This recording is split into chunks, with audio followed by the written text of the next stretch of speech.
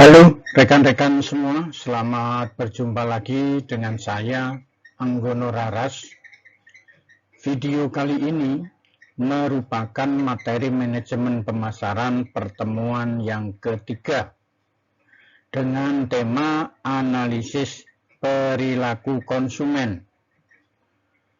Konsumen dapat dibedakan dan dikelompokkan berdasarkan usia, jenis kelamin, tingkat pendidikan, tingkat pendapatan, dan selera yang bervariasi.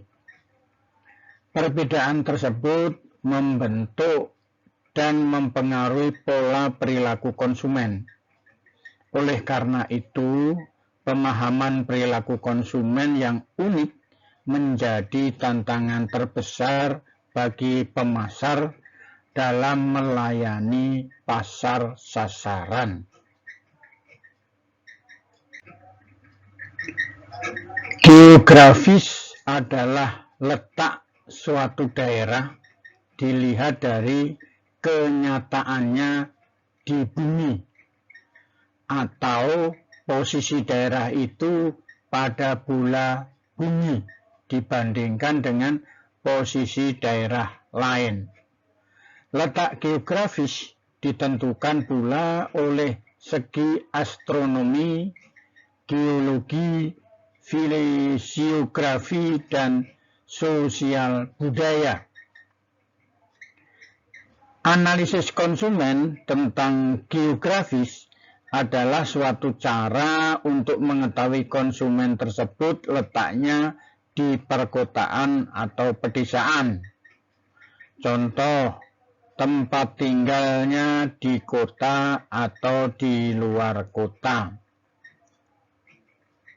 Sedangkan demografis berasal dari kata demos yang berarti penduduk dan graphein yang berarti gambaran. Jadi demografi adalah ilmu yang mempelajari penduduk atau manusia, terutama tentang kelahiran, kematian, dan perpindahan penduduk yang terjadi. Demografi berasal dari kata demos yang berarti penduduk dan graphein yang berarti gambaran. Jadi demografi adalah ilmu yang mempelajari penduduk atau manusia, terutama tentang kelahiran, kematian, dan perpindahan penduduk yang terjadi.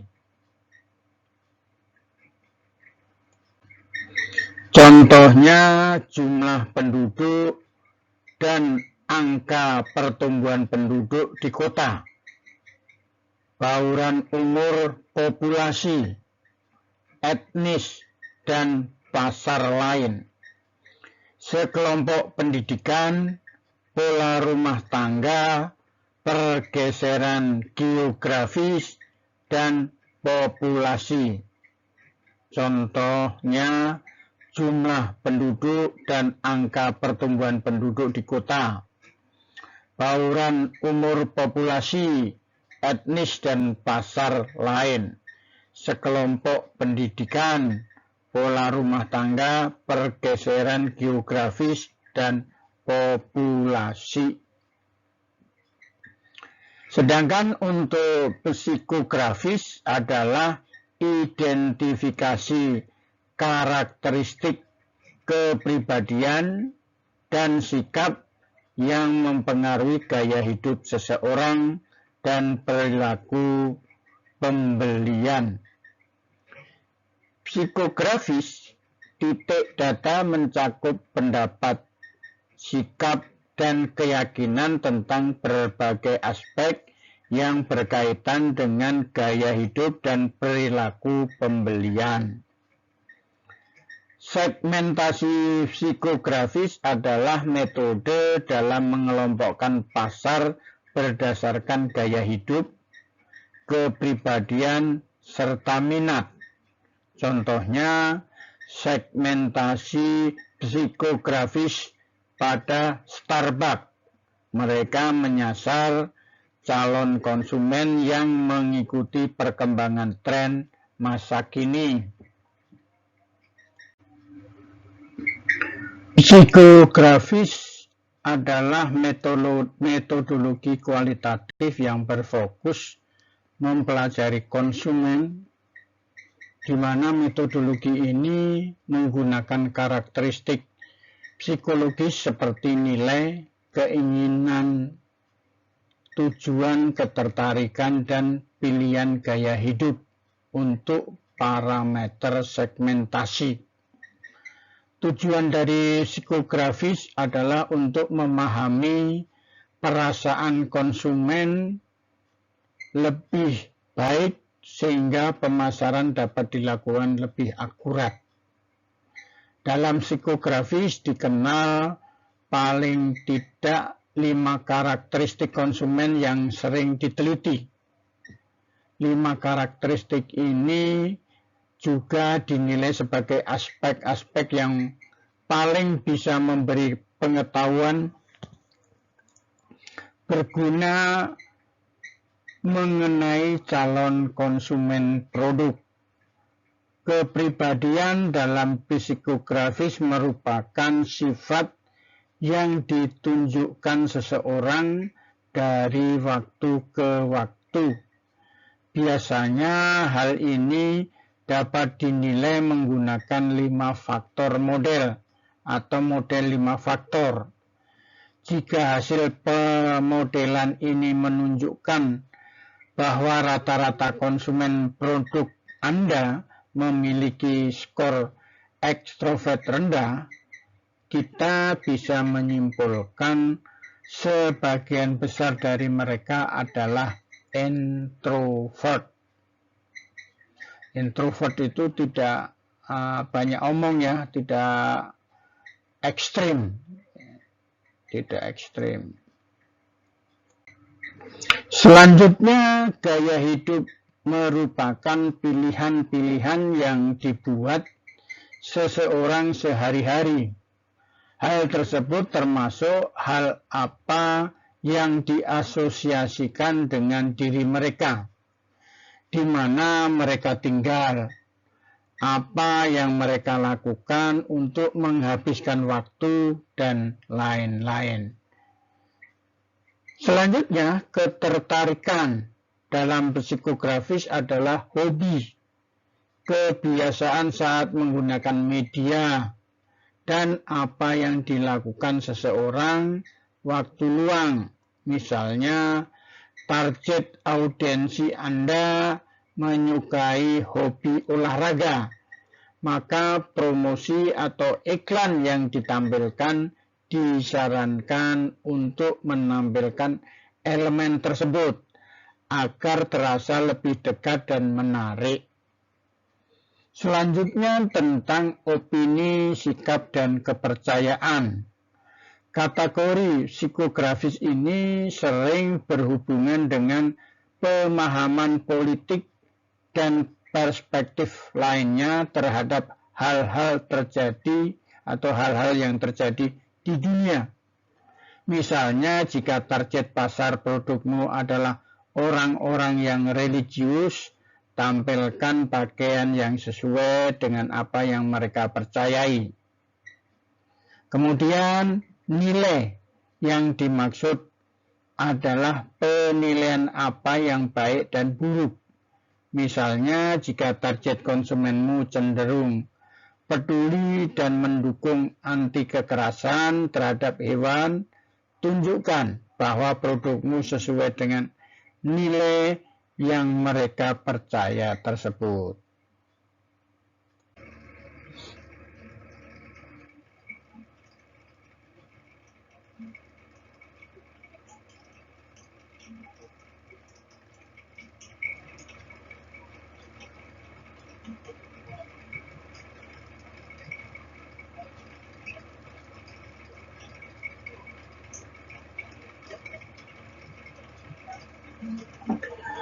Rekan-rekan semua, saya akan coba menjelaskan model perilaku konsumen yang saya ambil dari buku Kotler dan Keller terbitan tahun 2016 pada halaman 187.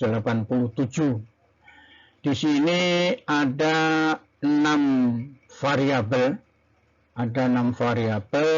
yang dijadikan satu pembahasan. Variabel pertama disebut market stimuli, di mana market stimuli ini mempunyai 4 dimensi, yaitu produk, price, distribusi, dan komunikasi. Kalau melihat daripada dimensi yang ada, itu kan sebetulnya sama dengan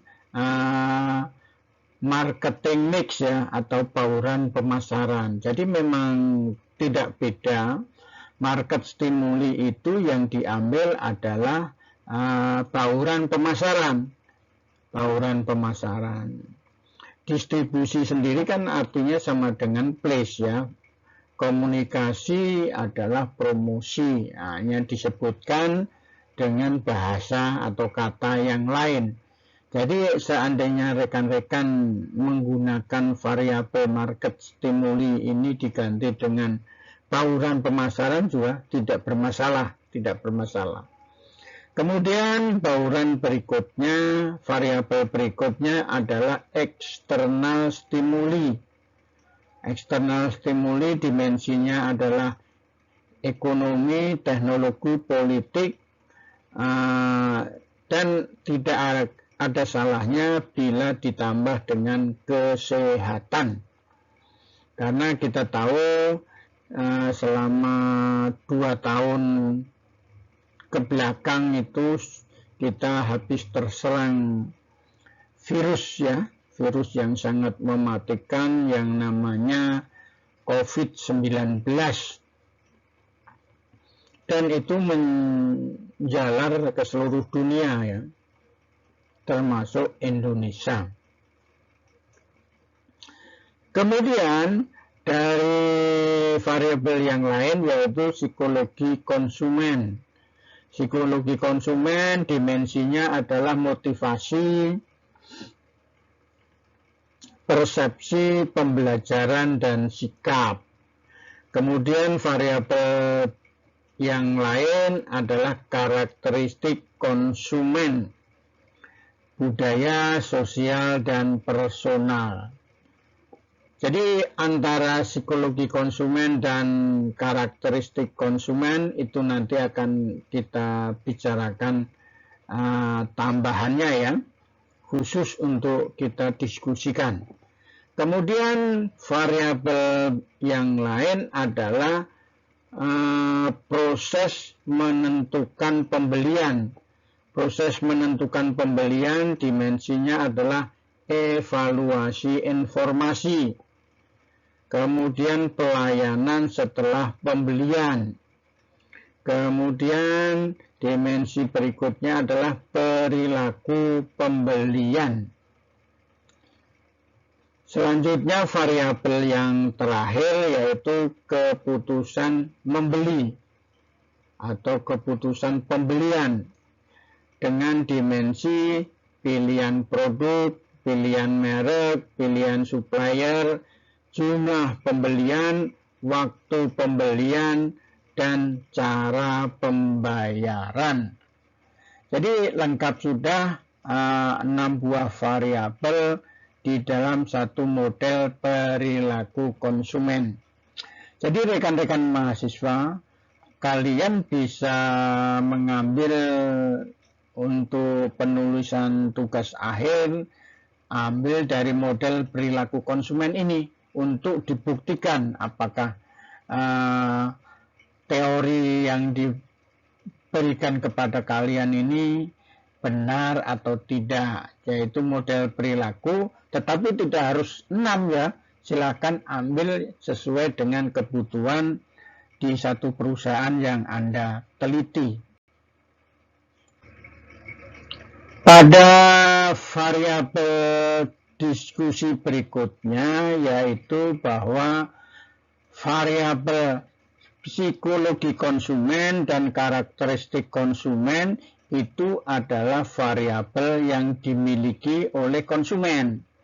Dan inilah yang menjadi kotak hitam pembeli yang harus ditebak, yang harus disiapkan oleh para pemasar, oleh para marketing, oleh perusahaan. Jadi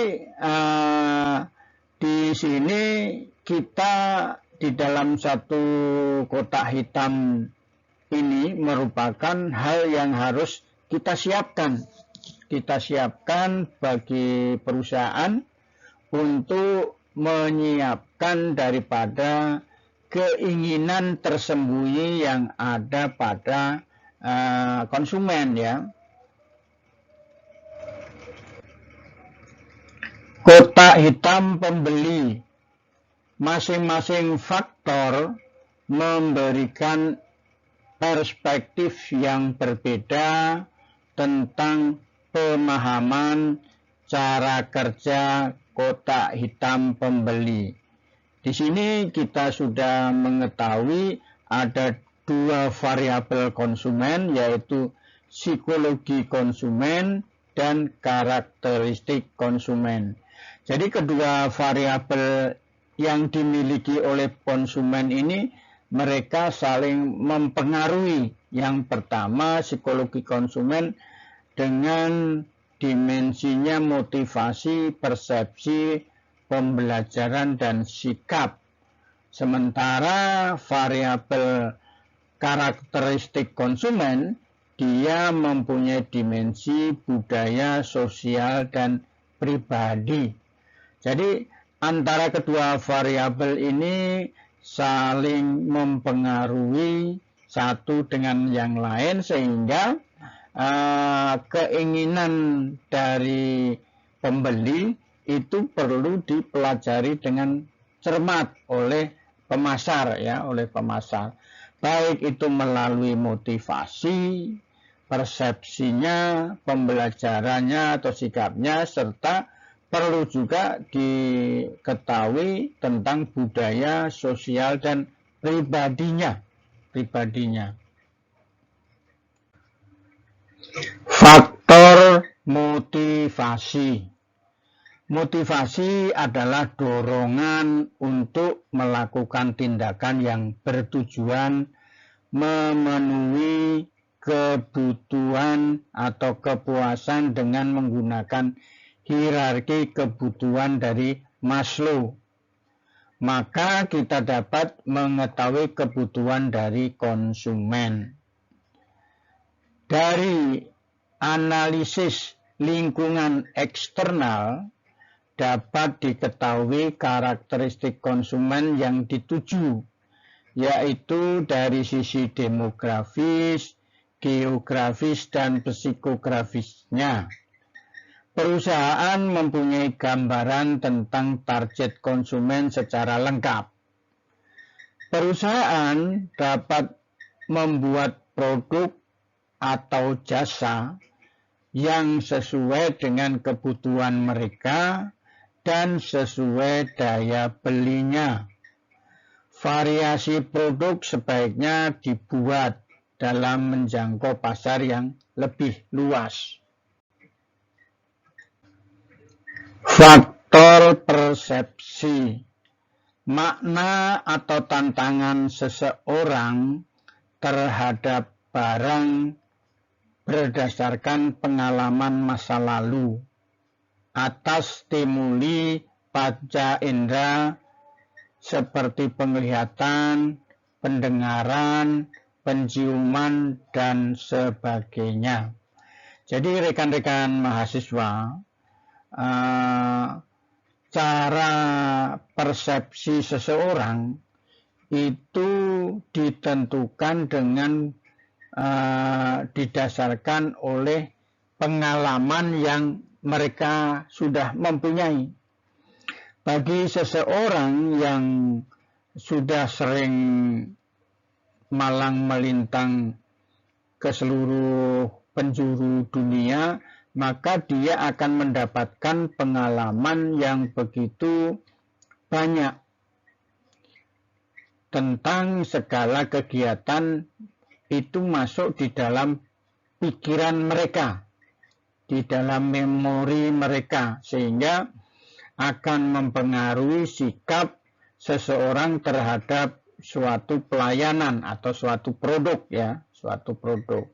Jadi bagi seorang pemasar perlu mengetahui, bagi orang yang kurang berpengalaman, begitu ada hal baru semuanya dianggap terbaik, ya, tetapi lain dengan orang yang sudah berpengalaman, sudah merasakan semua kegiatan di seluruh hidupnya yang dia temui pada saat dia sedang melakukan perjalanan dari satu kota ke kota yang lain, baik itu di nasional maupun internasional. Selanjutnya, faktor pembelajaran. Di dalam faktor pembelajaran ini, kita akan memperoleh satu perubahan pada perilaku konsumen yang disebabkan oleh faktor pengalaman.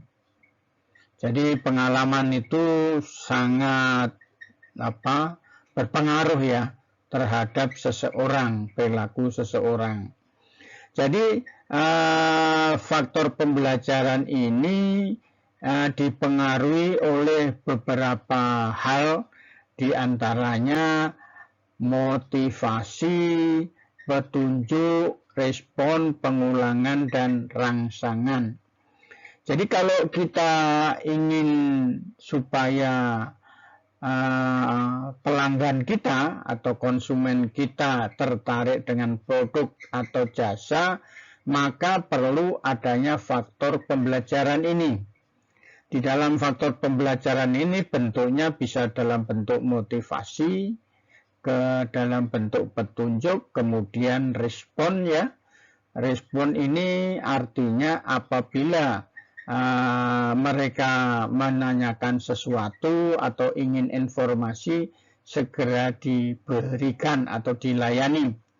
Kemudian di dalam pembelajaran itu perlu adanya faktor yang disebut pengulangan, repetisi atau repetisi.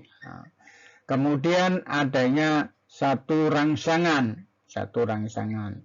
Jadi contohnya apabila kita melihat video yang ada di layar monitor, itu tentunya kita akan mempunyai satu rangsangan bahwa air jeruk atau orange juice yang dituangkan ini akan terasa segar kalau masuk di kerongkongan kita. Rekan-rekan semua, coba kita sekarang akan memasuki namanya faktor budaya. Jadi faktor budaya adalah penentu keinginan dan perilaku seseorang yang paling mendasar. Budaya meliputi nilai-nilai dasar, persepsi, preferensi, dan perilaku yang dipelajari seseorang dari keluarga dan institusi penting lainnya. Jadi karena budaya ini adalah satu kegiatan yang diulang terus-menerus dan dipercaya kebenarannya, maka ini namanya menjadi budaya. Jadi artinya kita sangat harus menghormati budaya orang yang akan kita tawarkan produk atau jasa yang kita punya, ya, kita produksi. Artinya kalau di dunia muslim, ya, kita jangan menawarkan masalah hal-hal yang bertentangan, ya kan, yang bertentangan, baik itu tentang makanan maupun pakaian, karena itu akan menjadi satu bumerang atau penolakan yang tragis, Kemudian di sini diambil contoh adalah faktor budaya dari Jepang, yaitu di sini ada satu restoran atau warung atau apapun namanya yang menjual makanan-makanan khas Jepang. Ada nasi, ada potongan ikan, nah, di situ ditaruh di atas nasi, kemudian dia ditaruh di satu ban berjalan, sehingga tamu atau konsumen yang duduk di situ kalau mau tinggal mengambil untuk dinikmati. Tentunya setelah itu bayar ya, bukan gratis. Jadi hal ini, jadi kalau kita pengen masakan Jepang yang benar, yang asli, ya datanglah ke restoran Jepang ya, ke restoran Jepang. Di situ pasti kalau Anda masuk ke restoran Jepang, tentunya jangan mencari gudeg ya, atau jangan sayur lodeh, jangan. Artinya ya memang itulah di dalam benak saudara yang akan kita makan, kita disajikan adalah makanan-makanan masakan khas Jepang tadi. Faktor sosial. Kelompok referensi seseorang atau keluarga, teman-teman, organisasi sosial, asosiasi profesional mempengaruhi pilihan produk dan merek dengan kuat. Jadi tergantung Anda bergaulnya dengan siapa. Kalau Anda hobinya bergaul dengan selebritis, ya tentunya selalu mencari barang-barang yang branded, ya kan? Yang branded. Brandednya itu biasanya kalau ada orang yang mengatakan branded KW, yang penting tampilan branded walaupun itu KW ya, untuk menaikkan level gitu. Jadi faktor sosial itu sangat penting ya.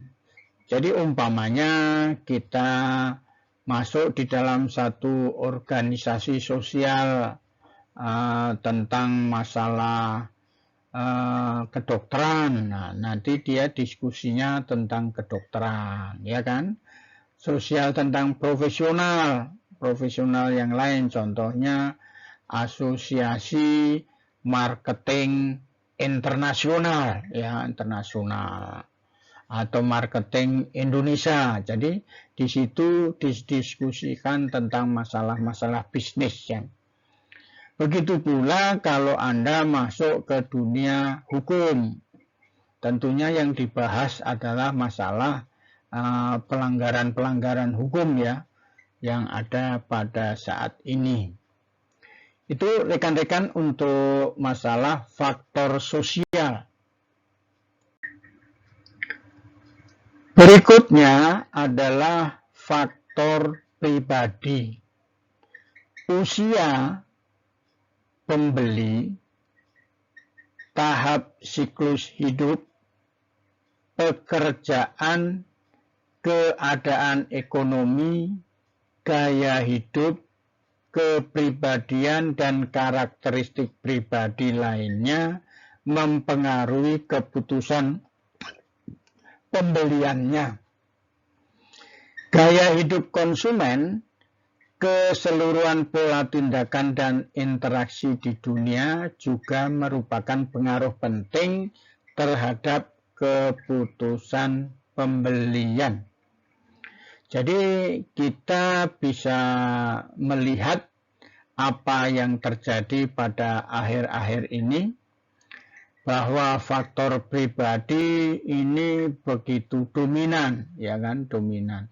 Tetapi faktor pribadi tadi dipengaruhi oleh segala kegiatan yang ada di lingkungannya.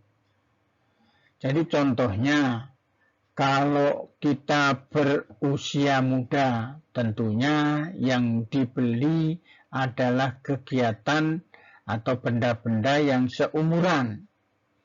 Ada membeli game, ada main sepeda, main motor, main mobil. Nah, kemudian adanya tahap siklus hidup. Jadi di situ kita tidak bisa memungkiri bahwa manusia itu mengikuti tahap siklus hidup. Dari mulai pertumbuhan, kemudian kedewasaan, sampai akhirnya decline dan pensiun ya, pensiun. Kemudian masalah keadaan ekonomi yaitu berpengaruh sangat besar ya, sangat besar. Kalau orang keadaan ekonominya serba ada, maka yang didiskusikan adalah mobil apa yang terbaru. Mereka beli mobil ya, jual mobil. Jadi contohnya sekarang ini masalah gaya hidup ya. Gaya hidup anak-anak atau selebritas muda-mudi sekarang itu pada pamer kekayaan. Padahal kekayaannya mereka itu ternyata orang yang suka pamer itu bukan dari cara cari hidup, cari uang sendiri, tapi melalui kerjasama pencucian uang. Banyak terjadi itu ya, banyak terjadi saat ini. Orang yang suka bagi-bagi duit, itu biasanya pasti masuk di dalam kelompok orang-orang yang bergabung dengan orang yang melakukan cuci uang dari korupsi. Kemudian kepribadian. Kepribadian itu adalah sifat yang dimiliki orang untuk berbuat baik, ya Pak. Kepribadiannya gimana? Apakah terbuka atau tertutup? Jadi orang itu mempunyai sifat kepribadian yang beraneka ragam. Jadi begitu rekan-rekan semua untuk masalah faktor pribadi, karena kita melihat gaya hidup konsumen itu sangat dipengaruhi interaksinya dengan lingkungan ya, baik itu lingkungan lokal maupun internasional, itu akan mempengaruhi kehidupan ya. Coba kita bisa melihat gaya hidup seorang Ibu Ida Dayak. Dia dengan sangat sederhana, dia bisa membantu ribuan orang untuk menyembuhkan sakitnya atau penyakitnya yang kadang sudah bertahun-tahun dideritanya. Padahal dengan waktu yang tidak begitu lama dapat disembuhkan oleh Ibu Ida ini. Dan terakhir yang informasi yang kita dengar semua bahwa Ibu Ida ini dapat menyembuhkan pangeran Arab yang sudah selama 17 tahun tertidur karena kecelakaan mobil ya, kecelakaan mobil. Menurut informasi yang ada di sosial media, Ibu Ida ini dapat menyembuhkan pangeran Arab ini, sehingga dia ditawarkan separuh kekayaan pangeran Arab ini, tapi sama Ibu Ida ini ditolak. Jadi Ibu Ida ini begitu benar-benar mulia hatinya ya, mulia hatinya. Baik rekan-rekan semua, untuk diskusi kita pada pertemuan yang ketiga ini saya rasa cukup. Jangan lupa beri penghargaan dari video saya ini dengan tonton sampai habis ya, karena lama video ini tidak begitu jauh dari 30 menit, sehingga tonton sampai habis. Kemudian jangan lupa subscribe, kemudian berikan komentar, dan kalau perlu share kepada teman-teman satu kelas yang belum melakukannya. Terima kasih, selamat belajar.